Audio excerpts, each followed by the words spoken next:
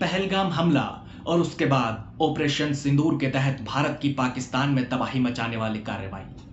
अब इस पर राजनीति कौन कर रहा है? क्या सेना के नाम पर सियासत हो रही है?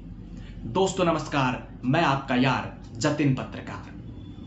दोस्तों 22 अप्रैल 2025 पहलगाम आतंकी हमला, एक ऐसा अटैक जो भारत को कभी ना भुला पाने वाला दर्द दे गया। उस समय पीएम मोदी सऊदी अरब के दौरे पर थे, लेकिन आतंकी हमले के बारे में पता लगते ही वो अपना सऊदी अरब का दौरा बीच में ही छोड़कर वापस देश लौट आए और एयरपोर्ट पर उतरते ही तुरंत एक मीटिंग की। इसके बाद पीएम ने अपना कानपुर दौरा स्थगित कर दिया, जो 24 अप्रैल को होना था, यानी कि आतंकी हमले के 2 दिन बाद। यहां पीएम को नए मेट्रो स्टेशन समेत अलग अलग कुल 11 परियोजनाओं का शिलान्यास और लोकार्पण करना था और 24 अप्रैल को ही बिहार में भी उनका दौरा प्रस्तावित था, लेकिन वो दौरा रद्द नहीं हुआ। बिहार में पीएम ने रैली की, जहां से उन्होंने आतंकियों को मिट्टी में मिलाने और कल्पना से भी बड़ी सजा देने की हुंकार भरी। 22 अप्रैल को पहलगाम हमला और 24 अप्रैल को बिहार में पीएम की रैली। अब जब कानपुर का दौरा स्थगित कर दिया गया, तो बिहार की रैली स्थगित क्यों नहीं हुई? इसका एक सबसे बड़ा कारण बिहार विधानसभा चुनाव, जिस पर पीएम का भाषण केंद्रित भी रहा। सबसे पहले पहलगाम आतंकी हमले में मारे गए लोगों के लिए मौन धारण किया गया और उसके बाद सरकार की उपलब्धियां गिनाई गई, नीतियों कार्यों का बखान हुआ। लेकिन पीएम के संबोधन पर पूरे देश और दुनिया की नजरें थी, क्योंकि सब जानते थे कि पीएम पहलगाम हमले पर बोलेंगे और पाकिस्तान को कड़ा और बड़ा संदेश देंगे। हुआ भी ठीक वैसा ही। आतंकियों को मिट्टी में मिलाने की हुकार पीएम मोदी ने भरी, लेकिन सवाल यह है, बिहार से ही क्यों? यह हुकार कानपुर से भी भरी जा सकती थी, या फिर दिल्ली से भी, या फिर सीधा एक्शन हो सकता था। कांग्रेस इसी पर सवाल उठा रही है। हालांकि उसके बाद सर्वदलीय बैठक बुलाई गई, पूरे विपक्ष ने एकजुटता दिखाई, सरकार ने सुरक्षा में चूक मानी, सर्वदलीय बैठक में विपक्ष ने आतंकी कैंप नष्ट किए जाएं ये बातें कही, यानी विपक्ष ने केंद्र को पूरी तरह से समर्थन दिया। उसके बाद जो जो एक्शन हुआ, डिप्लोमेटिक या फिर बाद में ऑपरेशन सिंदूर, वो सब आप जानते हैं। सेना के शौर्य को तमाम विपक्षी दलों ने सलाम किया, बाद में सीज फायर हो गया और धीरे धीरे इस पर सियासी सवाल जवाब होने लगे। पहलगाम आतंकी हमले में शामिल आतंकवादियों को अब तक नहीं पकड़े जाने से लेकर चीन पाकिस्तान गठजोड़ की चुनौतियों और अमेरिकी राष्ट्रपति डोनाल्ड ट्रंप की ओर से बार बार भारत पाकिस्तान के बीच मध्यस्थता जैसे मुद्दे पर मुख्य विपक्षी पार्टी कांग्रेस सरकार पर हमलावर है। कांग्रेस ने सरकार पर तीखे सवाल दागने शुरू कर दिए। ऑपरेशन सिंदूर पर बीजेपी और कांग्रेस के बीच पोस्टर वॉर भी आप देख रहे होंगे। बीजेपी ने राहुल गांधी को मीर जाफर बताया, जिसे भारतीय इतिहास में विश्वासघात का प्रतीक माना जाता है।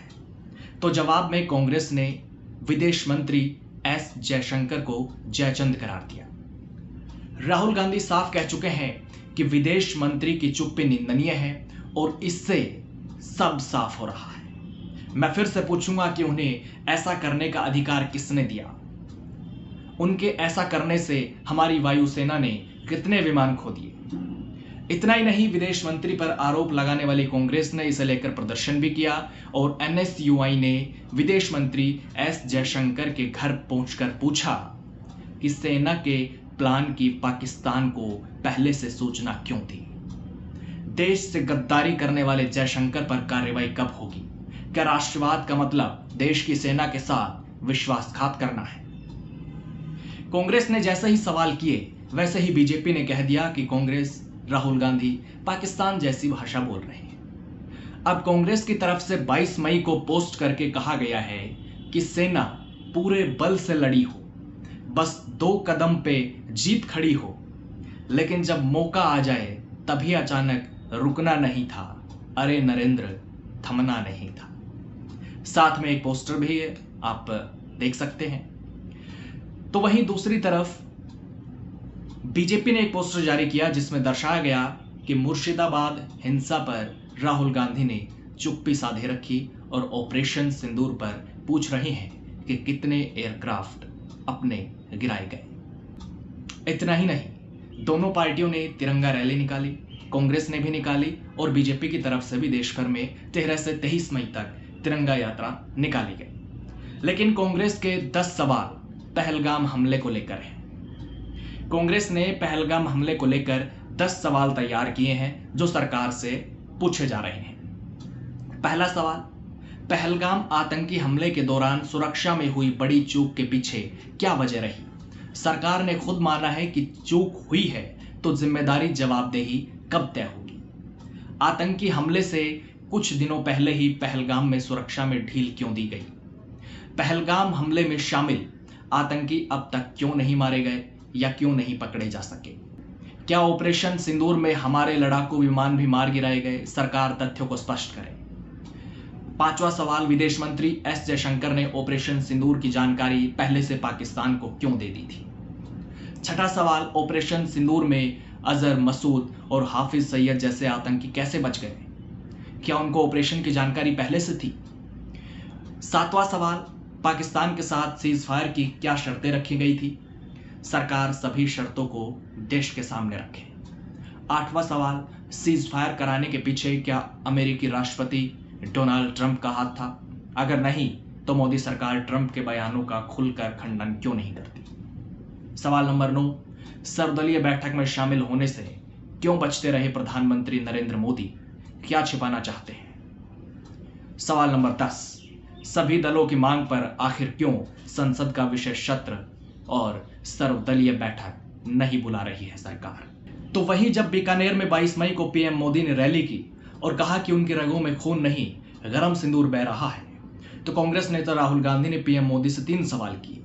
राहुल गांधी ने अपने पोस्ट में लिखा, मोदी जी खोखले भाषण देना बंद कर दीजिए, सिर्फ इतना बताइए कि आतंकवाद पर आपने पाकिस्तान की बात पर भरोसा क्यों किया?